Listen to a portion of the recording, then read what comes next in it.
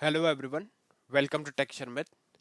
आज के सेशन में हम HTML से रिलेटेड कुछ और टॉपिक कवर करेंगे, जिसमें हम देखेंगे कि और ऐसे कौन से डिफरेंट डिफरेंट टाइप के इनपुट टैग्स होते हैं हमारे पास, जो हम HTML फॉर्म्स के साथ में भी यूज़ कर सकते हैं।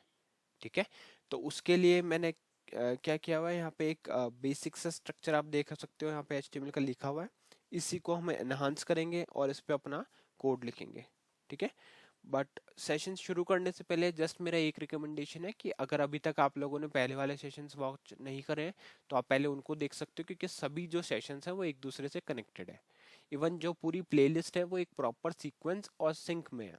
तो अगर आप उसको सिक्वेंशियली फॉलो करोगे तो आपके लिए टॉपिक समझना और भी ज़्यादा ईजी रहेगा, है ना। क्योंकि आप लोग जानते हैं कि पहले वाले सेशन में हमने इनपुट टाइप के और भी ऐसे टाइप इनपुट टैग के काफ़ी सारे टाइप्स डिस्कस किए थे। तो ये जो सेशन है वो उसी के कंटिन्यूएशन में ही है।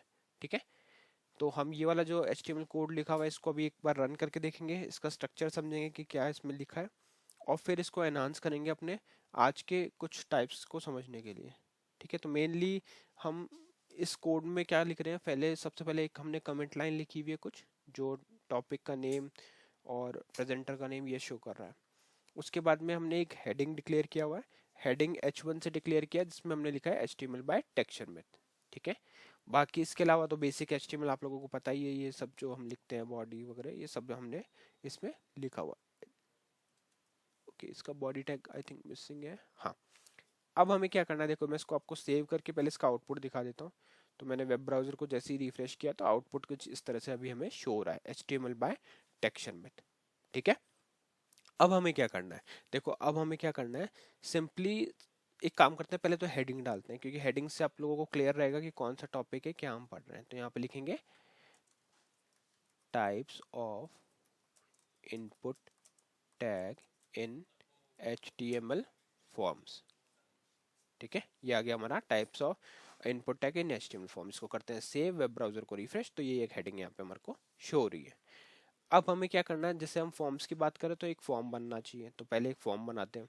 फॉर्म कैसे बनता है, देखो फॉर्म लिखना है आपको इस तरह से, यहाँ पे आपको लिखना पड़ेगा फॉर्म, एंटर करना है। अब इस फॉर्म में हम इस फॉर्म को एक एक्शन देते हैं। ठीक है, तो एक्शन एट्रीब्यूट यूज करेंगे, एक्शन, और इसमें हम हमें एक ऐसा वेब पेज देना होता है जिसके जिसके ऊपर हमें नेविगेट करना है जब भी हम अपना प्रोग्राम सबमिट करें, है ना। वहां से जब भी फॉर्म को सबमिट करें, उसका डेटा सबमिट करें, तो किस पेज पे वो नेविगेट होना चाहिए डेटा लेकर, वो सारी चीज़ें इस एक्शन पर डिपेंड करेगी। तो यहाँ पे मैं एक वेब पेज ऐड कर देता हूँ जो मैंने पहले बनाया था इसी सीरीज में।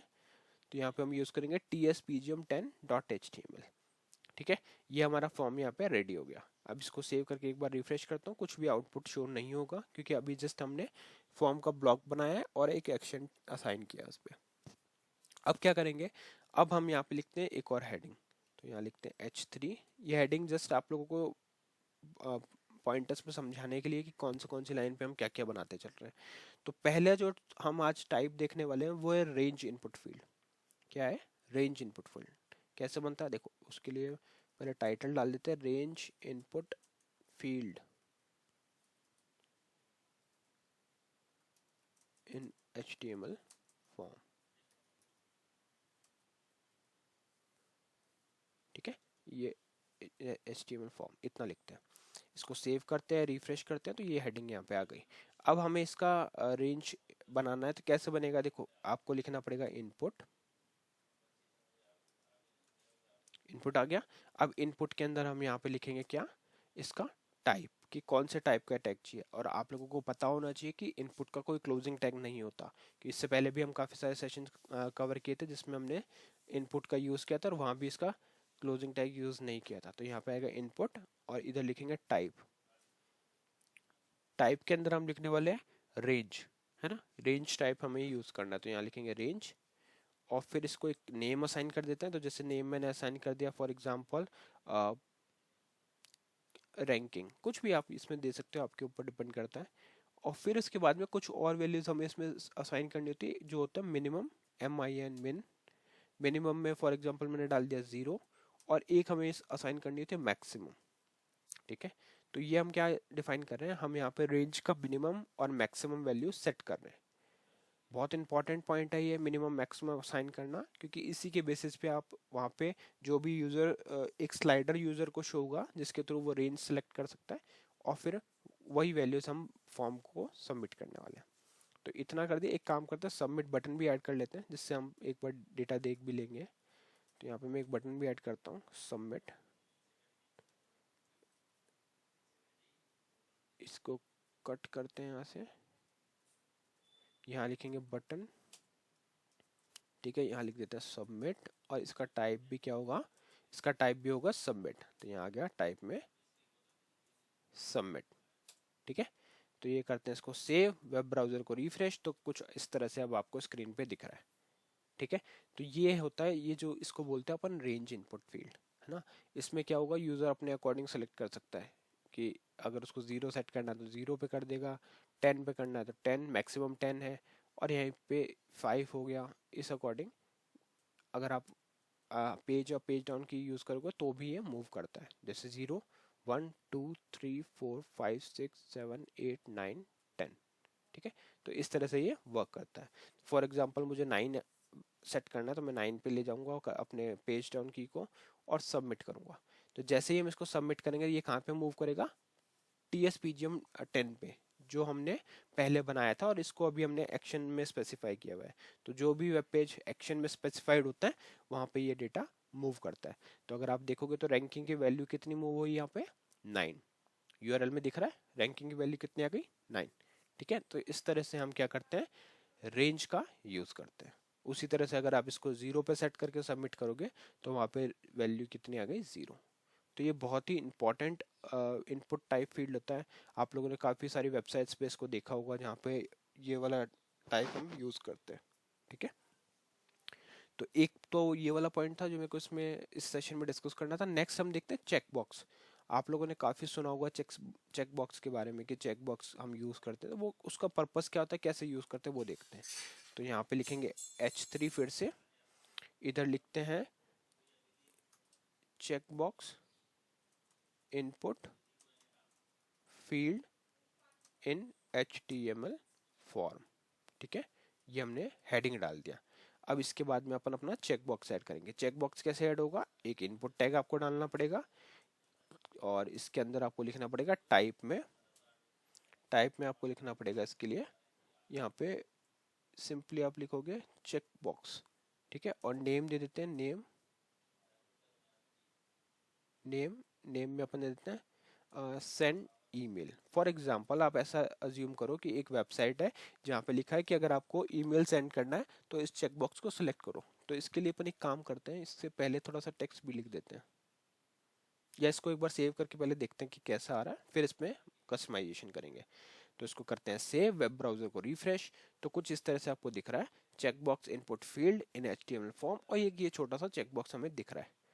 तो इस चेक बॉक्स के पास में अगर यहाँ पे अपन टेक्स्ट लिखें, ठीक है, यहाँ पे एक प्री टैग में लिखते हैं text upon, do you want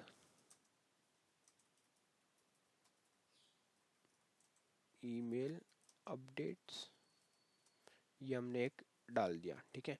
अब इसको अगर अपन सेव करके रिफ्रेश करें तो कुछ इस तरह से आपको दिखेगा do you want email updates, और यहाँ पे ये चेक बॉक्स दिख रहा है ना। तो अगर किसी यूजर को चेक बॉक्स यहाँ चाहो तो इसमें पेयर टैग का भी यूज कर सकते हो बटन से पहले, तो वो थोड़ा सा प्रॉपरली वहाँ पे हमें दिखेगा।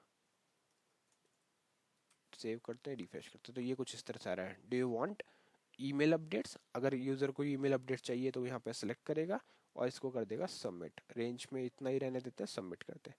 तो यहाँ पे देखो क्या आ रहा है, ईमेल ऑन। ईमेल ऑन का मतलब क्या हो गया कि हाँ यूजर को ईमेल्स चाहिए, ईमेल अपडेट चाहिए, इसलिए वो ऑन आ रहा है। ऑन इसलिए आ रहा है क्योंकि हमने उसको सेलेक्ट किया हुआ है, अदरवाइज वो ऑफ आता। उसी तरह से रैंकिंग में 5 आ गया कि डिफॉल्ट वैल्यू जो है वो 5 है। अगर इसको मैं अनसेलेक्ट करके सबमिट करता हूँ तो यहाँ पे देखो सिर्फ रैंकिंग आ रहा है, ईमेल ऑन नहीं आया, मतलब यूजर ने वो चेकबॉक्स सेलेक्ट नहीं किया, ठीक है। तो ये बहुत इंपॉर्टेंट रहता है चेकबॉक्स। आप लोगों ने देखा होगा कई बार क्या होता है, मल्टीपल ऑप्शंस बनाते हैं, और बाकी स्क्रीन डिजाइनिंग आप लोग कर सकते हो। मैं इवन जब हम CSS पढ़ेंगे तब भी हम देखेंगे कि कैसे प्रॉपरली इनको सेट करते हैं। अभी बस अपन ऐड करना सीख रहे हैं। यही चीज़ अगर आपको यहाँ लिखनी है तो कैसे लिखा जाएगा, कलर कैसे चेंज होता है, साइज वगैरह, ये सब चीज़ें इम्प्लीमेंट करेंगे। बट अभी बस एक बेसिक देख रहे हैं कि स्ट्रक्चर कैसे है, कैसे हम इन चीज़ों को ऐड कर सकते हैं अपने वेब पेज पे, और उनका पर्पस क्या होता है। ठीक है, तो आज के सेशन में हमने मेनली दो चीज़ें कवर करी।